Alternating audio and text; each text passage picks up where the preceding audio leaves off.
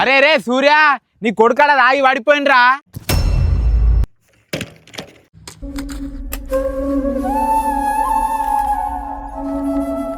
ఇంత చిన్న వయసులో ఇవేం అలవాటురా నీకు?